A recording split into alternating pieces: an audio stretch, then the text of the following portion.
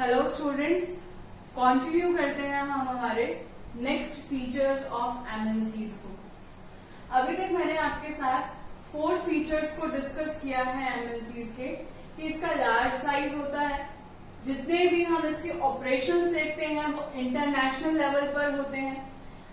Third हमने पढ़ा था कि यहाँ पर जितना भी स्टाफ काम कर रहा है वो प्रोफेशनल स्टाफ होता है। और फोर्थ हमने डिस्कस किया था कि कंट्रोल हमेशा सेंट्रलाइज्ड रहता है, यानी कि all the powers will remain in a single hand, यानी कि there will be no distribution of powers, all the powers are centralised in the single hand. Next feature है इसका ओलिगोपोलिस्टिक पावर्स। अब ओलिगोपोलिस्टिक का मतलब क्या होता है? ओलिगोपोलिस्टिक का मतलब होता है powers in few hands only.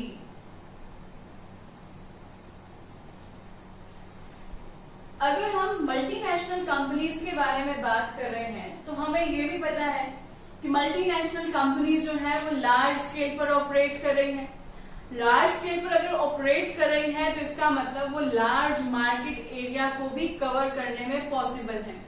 अगर मान लिया कि किसी भी एक होस्ट कंट्री के अंदर एक एमएनसी काम कर रही है और उस होस्ट कंट्री की किसी एक स्टेट के एक डिस्ट्रिक्ट की बात कर लेते हैं हम, उस एक डिस्ट्रिक्ट के अंदर टोटल कंज्यूमर्स है सपोज 1000, और उन 1000 कंज्यूमर्स में से 650 कंज्यूमर्स ऐसे हैं जो पर्टिकुलर उसी मल्टीनेशनल कंपनी के प्रोडक्ट को कंज्यूम करते हैं, उसको यूज करते हैं।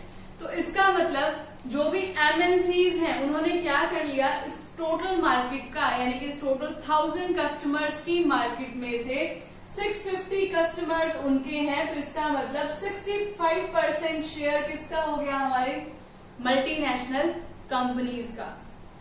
तो ओलिगोपोलिस्टिक पावर यही रिप्रेजेंट कर रही है कि अगर एमएनसीज किसी भी कंट्री में एग्जिस्ट करती हैं तो सारी की सारी जो पावर्स हैं, उस इकोनॉमी को कंट्रोल करने की जो पावर्स हैं वो कुछ ही हाथों में रह जाती है।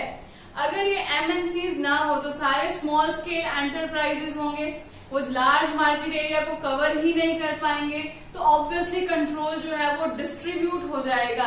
लेकिन एमएनसीज के केस में हमेशा पावर्स कैसी रहती हैं?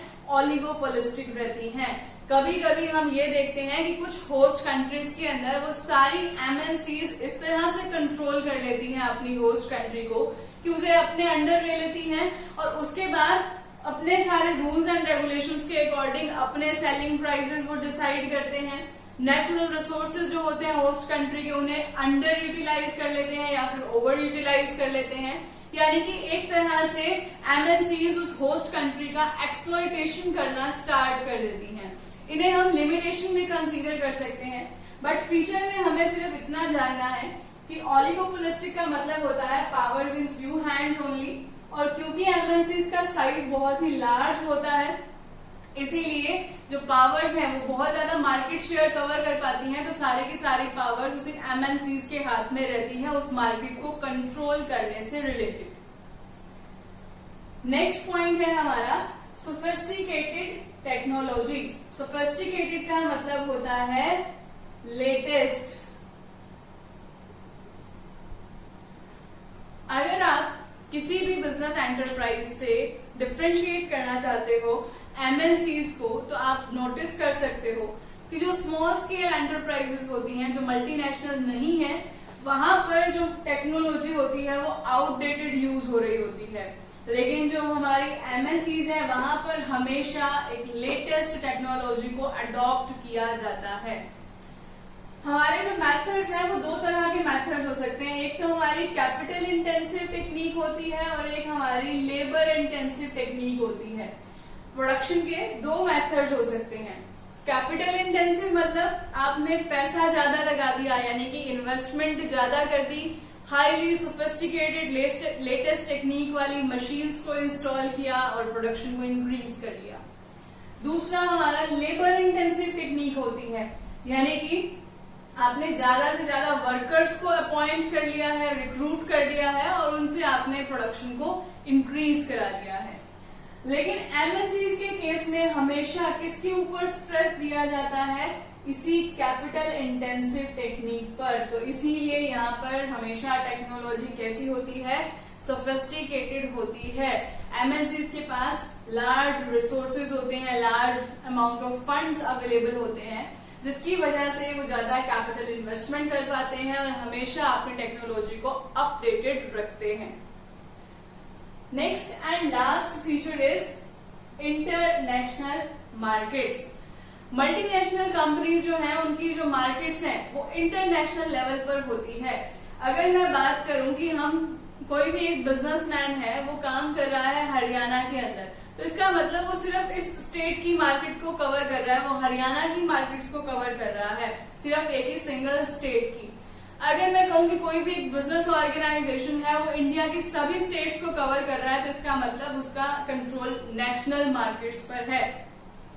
लेकिन अगर कोई भी बिजनेस एंटरप्राइज अपनी सेल और परचेज की डीलिंग्स को करना स्टार्ट कर दे beyond the geographical limits of our country, यानी कि अगर आप इंटरनेशनल लेवल पर भी अपने प्रोडक्ट को सेल कर पा रहे हो, तो इसका मतलब आपकी मार्केट भी कैसी है, इंटरनेशनल। अब आपके जो कंज्यूमर्स हैं, जो भी आपके प्रोडक्ट को यूज कर रहे हैं, वो सिर्फ इंडियन कंज्यूमर्स नहीं होंगे, वो आपके जापानीज कंज्यूमर्स भी हो सकते हैं, ऑस्ट्रेलियन भी हो सकते हैं, अमेरिकन भी हो सकते हैं और चाइनीज कंज्यूमर्स भी हो सकते हैं। यानी कि जब आपके पास वैरायटी ऑफ कंज्यूमर्स अवेलेबल हो और आप अपने सेल को लार्ज स्केल पर और इंटरनेशनल लेवल पर कर पाते हैं, तो इसलिए वहां पर कौन सी मार्केट्स होती हैं, इंटरनेशनल मार्केट्स एग्जिस्ट करती हैं। तो एमएनसीज के फीचर्स अब आपको क्लियर होंगे। Large size, operation international level पर होने चाहिए, स्टाफ एक्सपर्ट होना चाहिए, कंट्रोल सेंट्रलाइज रहेगा, नो डिस्ट्रीब्यूशन ऑफ पावर्स, और अगर जायंट साइज है तो ऑलिगोपोलिस्टिक पावर्स रहेंगी यहाँ पर, टेक्नोलॉजी हमेशा लेटेस्ट रहेगी और मार्केट्स कैसी होंगी, इंटरनेशनल। अब ये तो थे इसके फीचर्स, लेकिन अगर आपसे एग्जाम में पूछ लिया जाए कि एमएनसी से फायदा क्या होगा, तो होस्ट कंट्रीज को बहुत सारे एडवांटेज भी मिलते हैं एमएनसीज के।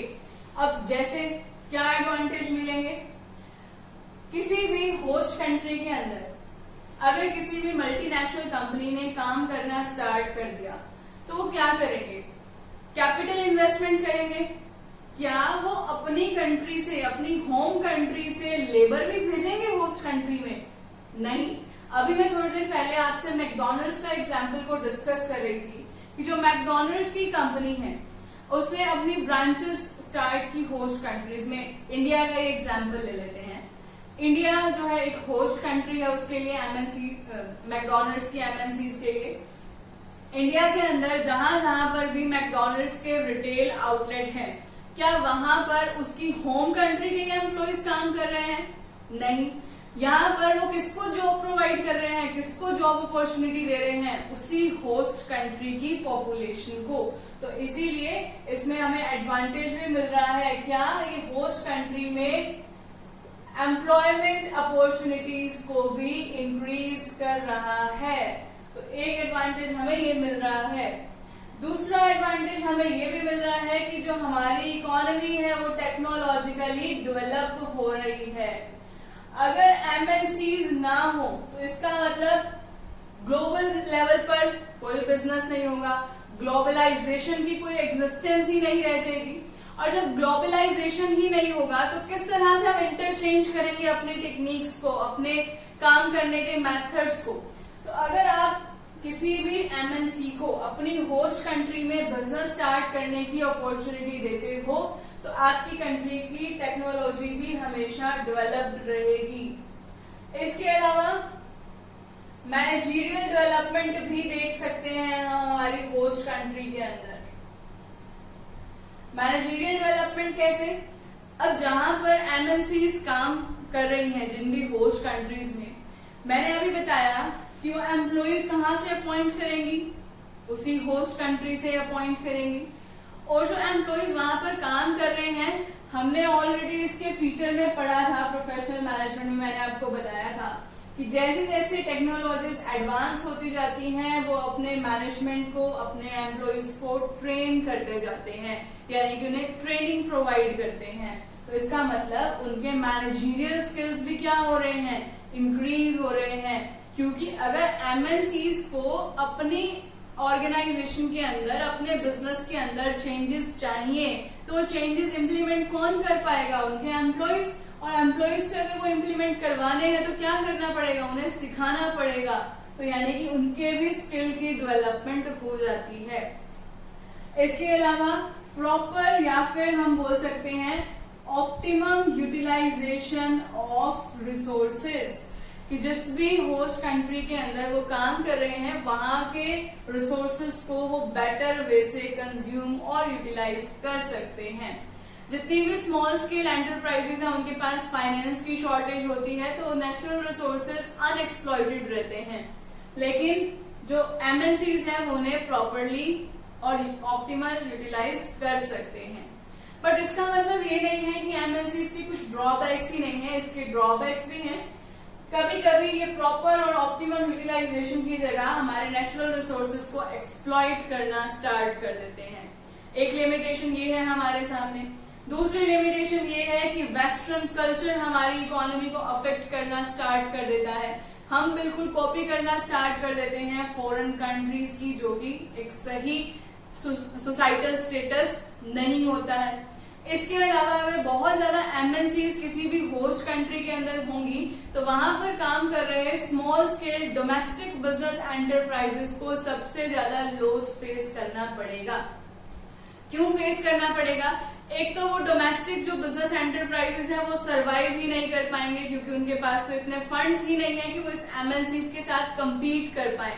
ना तो मार्केटिंग के लेवल में कम्पीट कर पाएंगे, ना प्रोडक्ट की क्वालिटी के बेसिस पर कम्पीट कर पाएंगे। तो इसीलिए उन्हें क्या करना पड़ेगा, या तो वो अपने बिजनेस को बंद कर दे या फिर कम प्रॉफिट्स पर ही सरवाइव करे। और इसकी वजह से हमारी कंट्री का सबसे बड़ा लॉस ये होता है कि हमारी नेशनल इनकम इंक्रीज नहीं हो पाती है। एमएनसीज जो हमारी होस्ट कंट्री में से प्रॉफिट अर्न कर रही है वो प्रॉफिट कहाँ लेकर जाएंगे, अपनी होम कंट्री में। तो वहां की नेशनल इनकम इंक्रीज होगी, हमारी कंट्री की जीडीपी या फिर इनकम इंक्रीज नहीं हो रही है। वो सिर्फ तभी इंक्रीज हो रही है जितना वो हमारे एम्प्लॉइज को सैलरी दे रहे हैं और उसमें से वो कंज्यूम कर रहे हैं। अभी हम इस इनकम के कंसेप्ट में नहीं जाते हैं, इकोनॉमिक्स का पार्ट है, इकोनॉमिक्स के टीचर आपको क्लियर कर देंगे। बट मेरा टॉपिक था एमएनसीज, और एमएनसीज को हमने यहाँ पर कवर कर लिया है, उसके फीचर्स बताए मैंने, कुछ एडवांटेजेस और फिर ड्रॉबैक।